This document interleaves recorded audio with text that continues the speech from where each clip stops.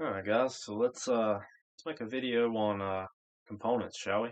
And what better place to start than the infamous TXV, probably the most misunderstood device in all of heating and air. So good place to start. So we got some highlights written down here to kind of keep me on track. But essentially the first one is that a TXV is better referred to as a constant superheat valve. Alright. And I got that from HVAC school years ago, but it's a very good point to make, and it's easily forgotten, and it burns people who forget it. So it's a good place to start. So essentially, the only goal that this TXV has in life is that it wants to maintain a constant superheat. Okay, and that'll become clear the reason for that as we move through this. But so the first thing to think about is that the bulb that is attached to this TXV has its own refrigerant charge in it. All right, the refrigerant inside of this bulb does not interface with the system refrigerant in any way. So there's a diaphragm underneath this circular thing, and it's a barrier. So the charge in this bulb is separate from the refrigeration system. And so yeah, basically the the refrigerant that's inside of this bulb is in a saturated state, which means that some of it's a liquid and some of it's vapor.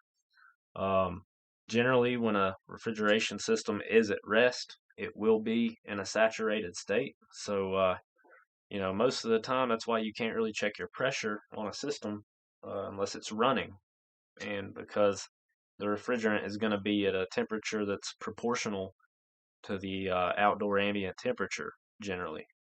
And also, I've been tricked before. Um, I had these Bluetooth gauges, and when a furnace runs, let's say you have a dual fuel system, when it runs, it'll heat up the refrigerant inside, and it can make the heat pump appear as if it's actually running to you if it's pretty cold outside. Um, I got tricked into that one day. I had to run outside, and I was like, "Oh, my unit's not running. It's just the furnace is on, heating it up." So that's one thing to watch out for. Um, so the bulb measures the suction line temperature mechanically. So if it's installed properly, this bulb will be strapped with a clamp to the suction line, and it'll be insulated as well to remove the effects of like heat interference and stuff. So if that refrigerant inside of this bulb is saturated, it'll be at a pressure that's proportional to the temperature of that suction line. All right. So let's say your superheat's directly dictated by a lot of different factors, airflow, or more accurately, the rate of heat exchange, and also flow rate as well. Um, that's one thing that I don't hear a lot of HVAC teachers talk about is flow rate, and it's important because I mean that's really a big reason that we care about superheat and subcooling is we want to know what our flow rate is. Um, so when you have when you have this is a designed restriction. This entire valve assembly is, and if it restricts more, what happens to flow rate? Just think about this. If your flow rate decreases, what's going to happen to the evaporator?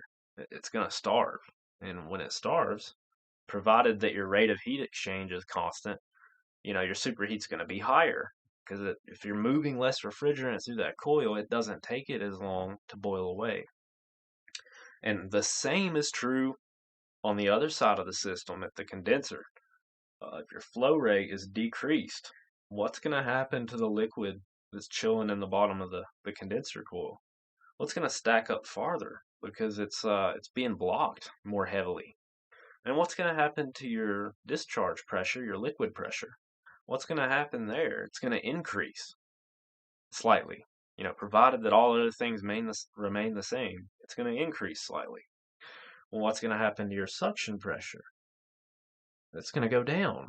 The compressor's running at a fixed speed, so it's trying to move. It really is moving at a fixed speed. So If you have more of a restriction, then it's going to pull harder on that side of the system and pull the pressure down. All right.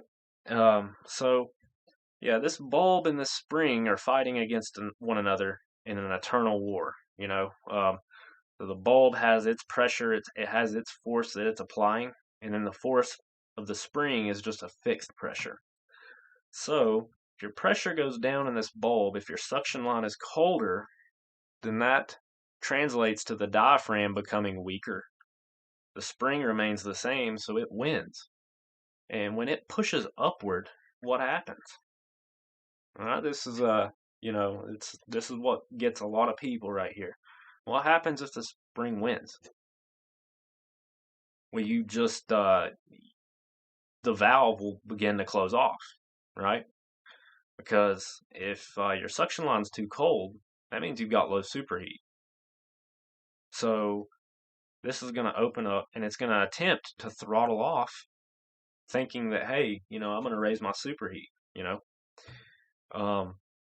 and the inverse is true. So if you have high superheat, let's say you're starving the evaporator a little bit, this bulb is going to go up in pressure. The diaphragm will get stronger, and then it'll push the needle and seat assembly downward. And that allows more refrigerant through, which in turn will cool this bulb down.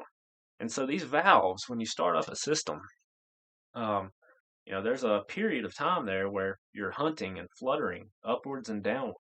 You can watch this on your gauges. And eventually it should settle out to an equilibrium point. Usually it takes about 15 minutes or so to be confident that that's happened. So yeah, if the valve opens more, then your superheat will decrease. You're flowing more, your flow rate goes up.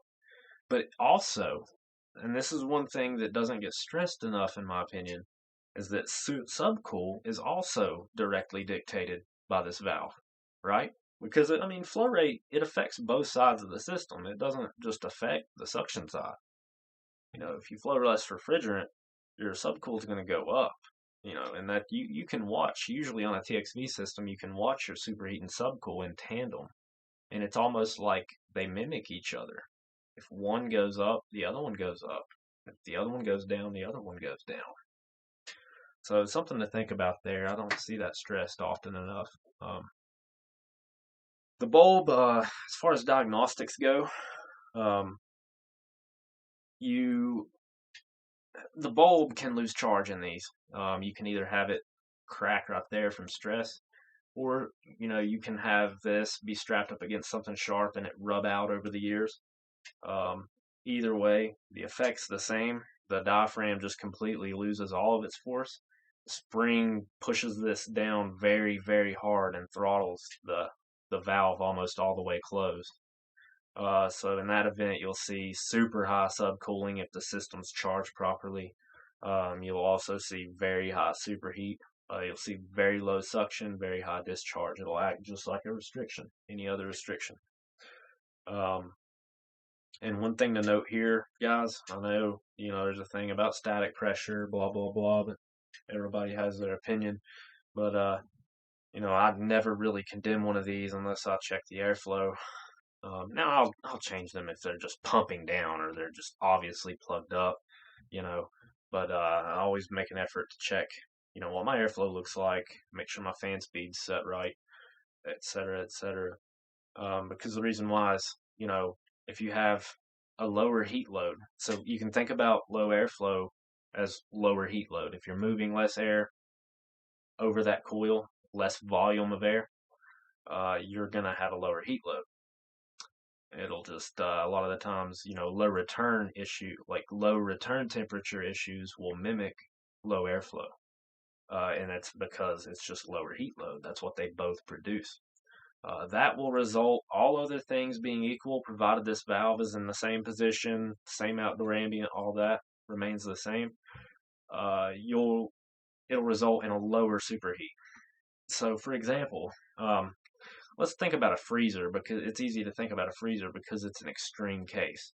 But freezers can be anywhere from 0 But if someone leaves the door open, it could be 40 degrees in there before someone realizes and shuts the door, right? What do you think's happening to this valve when that's going on? Right.